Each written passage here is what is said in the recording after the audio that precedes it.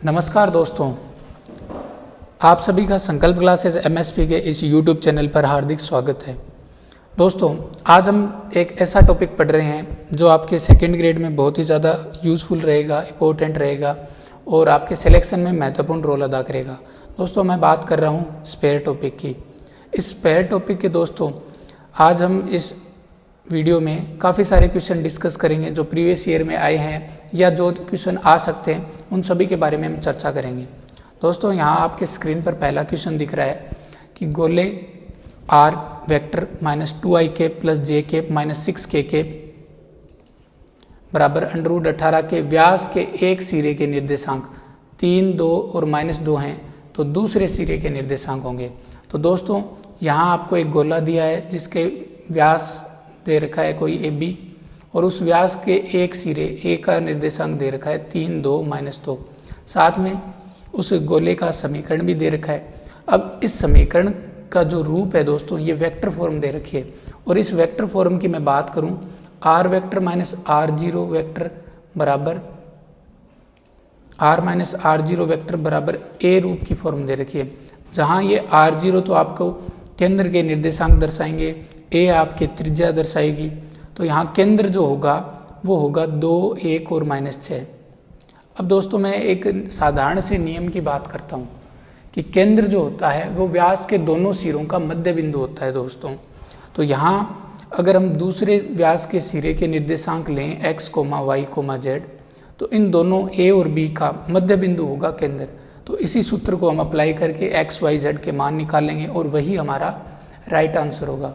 तो यहाँ मैं 3 + x/2 को x निर्देशांक के बराबर करता हूँ केंद्र के।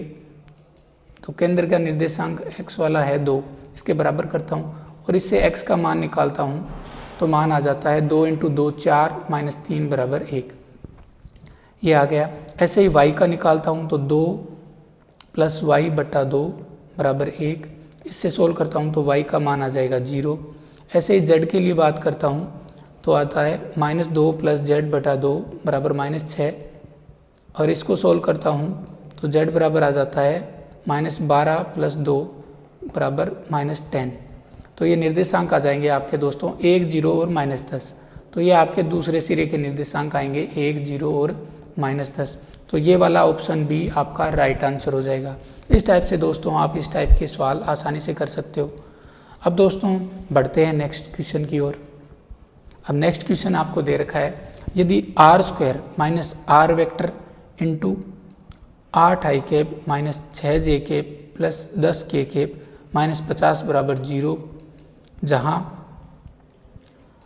r वेक्टर बराबर है xi cap plus yj cap plus zk cap, तो गोले की त्रिज्या होगी। दोस्तों, ये रूप भी वैसा ही रूप है जैसा हमने अभी पढ़ा है, बस इसमें थोड़ा सा मिसप्रिंट है जिसको मैं सही कर देता हूँ। यहाँ आपको r² दे रखा है -r वेक्टर दे रखा है, यहाँ डॉट प्रोडक्ट का निशान आएगा और फिर आएगा 8i cap -6j cap plus 10k cap. अब इस अगर वेक्टर फॉर्म को सामान्य रूप में बदलें तो आपके बनती है x² + y² + z² -8x + 6y -10z -50 बराबर 0। अब इस गोले की हमें त्रिज्या निकालनी है। तो त्रिज्या निकालने के लिए केंद्र के निर्देशांक भी ज्ञात करने होंगे और इसमें u/v/w के मान भी ज्ञात करने होंगे। तो u/v/w के मान की बात करूं तो यहाँ u का मान होगा x के गुणांक के आधे का ऋणात्मक, यानी -8 के बट्टे में 2 और उसका नेगेटिव साइन, यानी u का मान आगा 4 और u का मान आएगा -4। x के गुणांक के आधा ही मान आता है तो ये मान आएगा -4। ऐसे ही v का मान बात करूं तो 6 का आधा आ जाएगा 3 और w का मान ज्ञात करूं तो ये आ जाएगा 10 -10 का आधा 2 तो -5। ये तो आ गए u/v/w के मान। अब अगर केंद्र के निर्देशांक पूछे तो केंद्र होता है दोस्तों -u -v -w। तो केंद्र होगा दोस्तों इसमें 4 -3 और 5। अगर आपको इस प्रश्न में केंद्र पूछता तो केंद्र आता 4 -3 और 5। और डी की बात करूं तो डी होता है अचर, यहाँ अचर दे रखा है -50 तो ये -50। अब त्रिज्या की बात करूँ दोस्तों, गोले की त्रिज्या की, तो उसे स्मॉल आर से लिखते हैं और स्मॉल आर का सूत्र होता है अंडर रूट के अंदर U square plus V square plus W square minus D. अब इस सूत्र में मान रख देंगे, तो u का मान है 4 तो 4 का स्क्वायर 16, v का मान है 3 तो 3 का स्क्वायर 9, w का मान है 5 तो 5 का स्क्वायर 25, माइनस d का मान है -50। तो ये मान रख दिए। अब इसको सोल्व करेंगे तो ये आपके अंदर बनेगा 100 और 100 का जो वर्गमूल आता है वो आता है दोस्तों 10। तो इस टाइप से आपका राइट आंसर हो जाएगा D 10। अब इसके बाद अगला सवाल, ये बहुत ही महत्वपूर्ण सवाल है और ये सवाल एग्ज़ाम में आया हुआ भी है। अभी फर्स्ट ग्रेड का एग्ज़ाम हुआ था 2020 में, उस एग्ज़ाम में यह सवाल हूबहू पूछा गया था। इस सवाल को दोस्तों ध्यान से समझना, क्योंकि इस सवाल की जो लैंग्वेज है वो थोड़ी लेंदी लैंग्वेज है, इसको समझना बहुत ही ज़्यादा ज़रूरी है, क्योंकि इस टाइप के सवाल आपके बन सकते हैं एग्ज़ाम में और इन सवालों से ही आपके मेरिट का निर्धारण होता है। तो दोस्तों इस सवाल को ध्यान से समझिए। अब इसमें देखो सबसे पहले क्या लिखा है, वर्त x माइनस ए का square plus Y minus B का स्क्वायर बराबर आर स्क्वायर और z बराबर 0 से गुजरने वाले तथा समतल y बराबर 0 को स्पर्श करने वाले। तो दोस्तों सबसे पहले तो आपको बात कर रहा है कि वर्त से गुजरने वाले गोले का समीकरण। तो दोस्तों यहाँ वर्त दे रखा है आपको, जिसमें x minus A square plus Y minus B square बराबर आर स्क्वायर दे रखा है और एक समतल दे रखा है z बराबर 0। तो इससे गुजरने वाले गोले का समीकरण जब लिखते हैं तो हम क्या करते हैं कि x माइनस ए का square plus Y minus B का स्क्वायर माइनस आर स्क्वायर में ये समतल z बराबर 0 को लेमड़ा से गुणा करके जोड़ देते हैं। तो ये आपके गोले का समीकरण आ जाएगा जो इस वर्त से गुजरता है। तो ये अब आपका गोले का समीकरण आएगा। इसको अगर सरल रूप में लिखें तो इस टाइप से लिखते हैं X square plus Y square minus 2ax minus 2by plus A square plus B square minus R square plus lambda z बराबर 0। अब ये गोले का समीकरण आ गया। अब ये गोला जो है वो y बराबर 0 को स्पर्श कर रहा है। तो अगर मैं गोले की बात करूं, गोला अगर समतल को स्पर्श कर रहा है तो इसका अर्थ है कि गोले के केंद्र से जब समतल पर लंब डाला जाता है, जो लंब P डाला जाता है वो बराबर आएगा त्रिज्या के। तो इसी चीज़ का हम यूज करेंगे। तो गोले का केंद्र जो है वो है आपके दोस्तों यहाँ A, B और माइनस लेमडा बाई 2। अब इससे आपको समतल पर लंब डालना है, तो लंब डालोगे तो उसका मान आएगा B। और अगर त्रिज्या की बात करूँ तो त्रिज्या का मान आएगा अंडर रूट के अंदर U square plus V square plus W square minus D के रूप में। तो u आ गया A square plus B square plus lambda square by 4 minus D. अब d का जगह आपके यहाँ दे रखा है A square plus B square minus R square, तो ये मान रख दोगे A square plus B square minus R square. A square से ए स्क्वायर कट गया, बी स्क्वायर से बी स्क्वायर कट गया, तो आपके b का मान आ गया अंडर रूट के अंदर लेमडा स्क्वायर बटा 4 प्लस आर स्क्वायर। अब इससे दोस्तों आपको लेमडा का मान निकालना है, तो दोनों तरफ वर्ग करेंगे और घटाएंगे, तो ये आ जाएगा B square minus R square बराबर लेमडा स्क्वायर बाई 4। तो इससे लेमडा का मान आ जाएगा 2 प्लस माइनस 2 अंडर रूट के अंदर B square minus R square. वर्गमूल लिया है दोस्तों, आसान सा चीज़ स्टेप यूज की है। तो लेमडा का मान आ जाएगा प्लस माइनस 2 अंडर रूट के अंदर B square minus R square. अब ये मान आप लेमडा का गोले के समीकरण में रख दोगे, तो गोले का समीकरण बनेगा X square plus Y square minus 2ax minus 2by plus A square plus B square minus R square plus minus 2 under root B square minus R square Z बराबर 0। अब ये समीकरण बनी है। अब देखो इस गोले को एक समतल काट रहा है, और समतल कौन सा काट रहा है, x बराबर 0। और इस समतल द्वारा काटे जाने के बाद, ये समतल काट रहा है x बराबर 0, इस समतल द्वारा काटे जाने के बाद एक वर्त बन रहा है गोले को काटने पर। गोले और समतल, गोले को जब समतल काटता है तो वर्त बनता है, उस वर्त का क्षेत्रफल ज्ञात करना है। तो दोस्तों जब गोले को समतल काटता है तो वर्त बनता है, और उस वर्त की हमें क्षेत्रफल ज्ञात करना है। इसका अर्थ है उसकी त्रिज्या भी पूछी है, त्रिज्या ज्ञात करेंगे और उसके बाद उसका क्षेत्रफल ज्ञात हो जाएगा। तो दोस्तों अब गोले को ये समतल काट रहा है, तो देखो ये गोले के केंद्र से जब समतल पर लंब डालेंगे तो वो आएगा P। ये गोला है दोस्तों, मैं बड़ा चित्र बना देता हूँ। इस पर ये केंद्र से लंब डाला, ये P आया। अब ये 90 डिग्री का कोण बनेगा। अब इसके बाद दोस्तों हमें इस नीचे जो वर्त बना है इसकी त्रिज्या पूछी है। तो दोस्तों ये यहाँ पर इसको मिलेगा तो ये वर्त की त्रिज्या हो जाएगी और ये साथ में डिस्टेंस हो जाएगी। तो हमें ये वाली इसमें त्रिज्या ज्ञात करनी है और इसके लिए ये हमें गोले की त्रिज्या दे रखी है। ये गोले की त्रिज्या हमने ले ली एक बार कैपिटल R और वर्त की ले ली स्मॉल r। तो हमें P और R पता करने हैं और फिर R का स्मॉल r का पता करना है। जो स्मॉल r होगा दोस्तों वो होगा capital R square minus P square. अब हमें कैपिटल R पता करना है, यानी गोले की त्रिज्या पता करनी है। तो गोले की त्रिज्या का आसान सा सूत्र है, वो हम प्रयोग करेंगे। तो गोले की त्रिज्या R का सूत्र है अंडर रूट के अंदर U square plus V square plus W square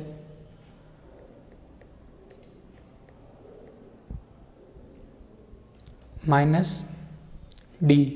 अब D का मान है यहाँ A square plus B square minus R square. तो यहाँ A स्क्वायर से A स्क्वायर कट गया, B स्क्वायर से B स्क्वायर कट गया, R स्क्वायर से R स्क्वायर कट गया, तो R का मान आएगा B। तो यहाँ R का मान आपके आ गया B। अब बात करते हैं लंब की। तो यहाँ केंद्र से जब लंब डालेंगे तो केंद्र है दोस्तों A B और A B और आगे है 2 अंडर रूट 2 कट जाएगा तो केंद्र है अंडर रूट के अंदर B square minus R square. तो इस केंद्र से हम लंब डालेंगे y बराबर 0 पर। तो जो लंब का मान आएगा वो लंब का मान आपके आएगा, लंब का जो मान आएगा आपके वो आएगा, ये लंब डालेंगे x बराबर 0 पर। तो x बराबर 0 पर आप जब लंब डालोगे तो x की जगह a आ जाएगा, तो ये मान आएगा a। तो लंब p का मान a आ गया और कैपिटल R का b आ गया। ये मान इस R में रख देंगे तो ये बनेगा अंडर रूट के अंदर B square minus A square. ये त्रिज्या आ गई। तो अब क्षेत्रफल निकालना है तो क्षेत्रफल हो जाएगा pi under root B square minus A square का होल स्क्वायर। अब इस टाइप का दोस्तों आपके आंसर कौन सा दिख रहा है? ये आंसर आपके दिख रहा है B वाला।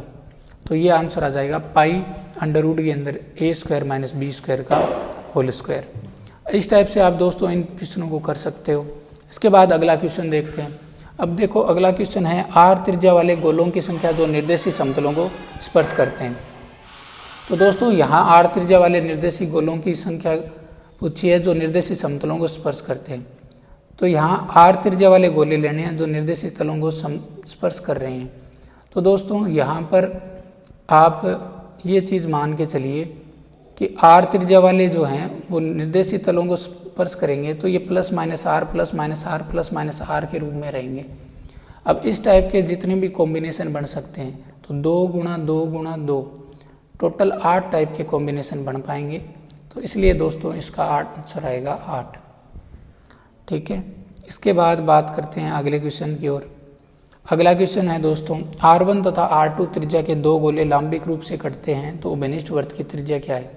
अब दोस्तों आपको त्रिज्या पूछी है तो यानी जो आंसर आएगा उसमें मात्रक भी किसका आएगा? त्रिज्या का मात्रक आएगा, यानी कि मीटर में आएगा। अब पहले में देखो ऊपर मीटर स्क्वायर हो जाएगा, metre into metre metre square, और बट्टे में अंडर रूट के अंदर क्या आएगा? अंडर रूट के अंदर मीटर स्क्वायर, तो बाहर आएगा तो मीटर। तो इसमें देखो ऊपर मीटर स्क्वायर है नीचे मीटर है तो 1 मीटर बचेगा, तो ये वाला आंसर हो सकता है। इसकी बात करें तो ऊपर मीटर की घात 4 हो गई, नीचे मीटर की घात 2 हो गई, तो कटा तो मीटर की घात 2 रह गई, तो ये वाला आंसर कतई नहीं हो सकता। इसके बाद अगले की बात करें तो ऊपर मीटर की घात 2 है, नीचे मीटर की घात 4 है, 2 घात से 4 घात कट गई तो नीचे मीटर की घात 2 बची, तो ये वाला भी नहीं हो सकता। इसमें बात करें तो ये मीटर की घात 2 है, नीचे भी मीटर की घात 2 हो जाएगी, तो ये कट गया तो ये अक्षर आ गया, तो ये भी नहीं हो सकता, इसलिए आंसर आएगा ए। और वैसे अगर आपको लंबिक रूप से काटने का प्रतिबंध याद रखना है तो प्रतिबंध होता है R1 R2 बट्टा अंडर रूट के अंदर R1 square plus R2 square. अब ये प्रतिबंध आपको याद होना चाहिए, और अगर याद नहीं है तो इसके लिए मैं आपको चीज़ बताना चाहूँगा कि एक दो गोलों के बीच का कोण का सूत्र होता है, उस कोण के सूत्र से आप इसको आसानी से देख सकते हो। अब कोण का सूत्र है जो मैं आपको आगे बताऊंगा अगले वीडियो में, उसके द्वारा आप इनको आसानी से देख सकते हो, ठीक है। अब इसके बाद आगे बात करता हूं मैं अगले प्रश्न की ओर। यदि गोला X square plus Y square plus Z square बराबर आर स्क्वायर का कोई स्पर्श समतल निर्देशीय अक्षों को ए बी सी का अंतःखंड काटता है, ये गोले का कोई स्पर्श समतल है, तो स्पर्श समतल का समीकरण होता है दोस्तों X X one plus Y Y one plus Z Z one बराबर आर स्क्वायर। अब ये अंतःखंड निर्देशीय अक्षों को अंतःखंड काट रहा है ए बी सी का, तो एक्स अक्ष को काटता है तो वाई वन वाई और जेड जीरो हो जाएंगे, उससे मान आएगा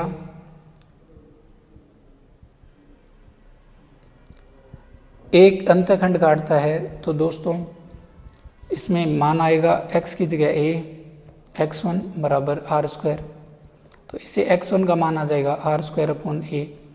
ऐसे ही अगर y x पर अंतःखंड काटता है तो आएगा by1 बराबर आर स्क्वायर, इससे y1 बराबर आएगा आर स्क्वायर अपॉन बी। ऐसे ही z1 का ज्ञात करेंगे तो आर स्क्वायर अपॉन सी। अब ये x1 y1 z1 बिंदु इस गोले पर हैं, तो इसमें मान रखोगे तो आएगा आर स्क्वायर अपॉन ए का whole square plus R square upon B का whole square plus R square upon C का होल स्क्वायर बराबर आर स्क्वायर। अब इसको सरल करेंगे तो आएगा 1 upon A square plus 1 upon B square plus 1 upon C square बराबर 1 अपॉन आर स्क्वायर। और वैसे ये आपको रिजल्ट ध्यान में रखना है क्योंकि इंपॉर्टेंट रिजल्ट है। तो इसका आंसर आएगा दोस्तों 1 upon A square plus 1 upon B square plus 1 upon C square बराबर आर स्क्वायर, ठीक है। अब इसके बाद नेक्स्ट क्वेश्चन, ये लांबिकता वाला दोबारा प्रश्न आ गया, फर्स्ट ग्रेड में पूछा गया था, तो इसका आंसर आ जाएगा R1 R2 बटा under R1 square plus R2 square. अब इसके बाद अगला क्वेश्चन देखते हैं। The point of contact of the plane touches the sphere is, यानी ऐसा बिंदु जो इस समतल और इस गोले को स्पर्श करता है, तो वो बिंदु कौन सा होगा। तो दोस्तों जो भी बिंदु होगा वो इन दोनों पर स्थित होगा और दोनों को समीकरण को संतुष्ट करेगा। तो ऐसा पॉइंट आप छांट लीजिए जो दोनों को संतुष्ट कर रहा हो। पहला रख के देखते हैं 2 1 4, तो यहाँ रखते हैं तो 2 गुणा 2 4, 2 गुणा 2 4 माइनस 2 प्लस 4 प्लस 12 बराबर 0। ये नहीं आ रहा तो ये नहीं है। अगला देखते हैं 1 4 2 रख के देखते हैं तो 2 माइनस 8 प्लस 2 प्लस 12, ये भी नहीं आ रहा। अगला देखते हैं -1 4 माइनस 2, तो -2 माइनस 8 माइनस 2 प्लस 12, ये संतुष्ट कर रहा है, तो ये हो सकता है क्योंकि ये समतल को संतुष्ट कर रहा है। बात अभी स्फीयर की बाकी है। लास्ट वाला और देख लेते हैं 4 1 2, तो 4 गुणा 2 8 माइनस 2 गुणा 1 2 और 2, ये भी नहीं संतुष्ट कर रहा। तो केवल एक ऑप्शन है जो समतल के समीकरण को संतुष्ट कर रहा है, तो इसलिए राइट आंसर होगा सी। इसके बाद अगला, व्हेन द स्फीयर एंड दूसरा sphere touch externally there the point of contact of the sphere is. दोस्तों जब भी दो गोले अगर एक दूसरे को स्पर्श कर रहे हैं तो उनका पॉइंट ऑफ कॉन्टैक्ट अगर हमें ज्ञात करना है तो उसके लिए हमें क्या करना होगा, उसके लिए हमें करना होगा कि हमें C1 और C2 का पता होना चाहिए, और ये C1 और C2 को मिलाने वाली रेखा है, उसी पर यह स्पर्श बिंदु होगा, और वो स्पर्श बिंदु इन C1 और C2 को R1 अनुपात R2 में विभाजित करेगा। C1 और C2 को ये जो स्पर्श बिंदु है P, वो R1 और R2 के अनुपात में विभाजित करेंगे।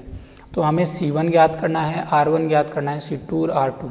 C1 तो हो गया दोस्तों इसका पहले वाले गोले का 0 0 0, और R1 हो गई 5। C2 की बात करूं तो वो हो गया 9 12 20, और साथ में इसकी R2 हो गई 20। आप इसमें ज्ञात करोगे तो ये 20 आएगा। अब दोस्तों इसके बाद हमें इनका अनुपात से विभाजित करना है, तो 5 और 20 का अनुपात होगा 1:4। तो C1 और C2 को 1:4 में विभाजित करने वाले बिंदु के निर्देशांक, और ये विभाजन अंत विभाजन हो रहा है, तो अंत विभाजन के सूत्र के आधार पर करना है। तो 1:4 में इसको काटेंगे तो 1 9 + 4 × 0 बटा 1 + 4, 1 × 12 + 4 × 0 बटा 1 + 4, 1 × 20 + 4 × 0 बटा 1 + 4। अब 1 को 9 से गुणा किया 9, 9 के बट्टे में 5, 12 के बट्टे में 5 और 20 के बट्टे में 5। तो ये आंसर आ गया आपका बी। इसके बाद 10वां, the equation of the sphere on the join of 2 - 2 1 and 1 - 2 - 1 as diameter is.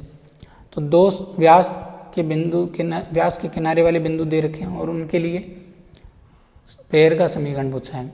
तो दोस्तों स्फीयर का जो समीकरण होगा वो होगा सूत्र के अनुसार x - x1 गुणा x - x2 plus y - y1 गुणा y - y2 plus z - z1 z - z2 बराबर 0।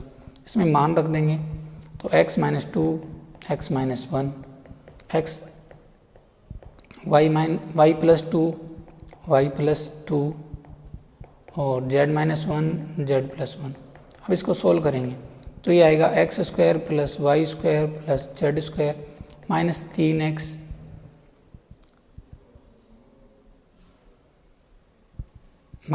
4y और z वाला आएगा नहीं, और ये प्लस तो +4 - 1, तो ये आ जाएगा 5। तो आंसर आ जाएगा x² + y² + z² - 3x - 4y + 5 बराबर 0। तो ये इसका आंसर आएगा। दोस्तों हो सकता है इनमें आंसर में गलत हो, तो आंसर तो ये आएगा। और बाकी अगर इसके मैं बात करता हूँ सॉल्यूशन की, तो देख लेना आप सॉल्यूशन इसमें बुक में किस टाइप से दे रखा है, कौन से पॉइंट मान रखे हैं, तो उसके अकॉर्डिंग भी आप कर सकते हो। तो दोस्तों इसका आंसर आएगा x² + y² + z² - 3x - 4y + 5। दोस्तों आपको ये 10 क्वेश्चन बढ़िया लगे होंगे। ऐसे ही अगले वीडियो में स्फीयर के अदर क्वेश्चन कराएंगे। तब तक मिलते हैं दोस्तों नेक्स्ट वीडियो में। तब तक के लिए धन्यवाद।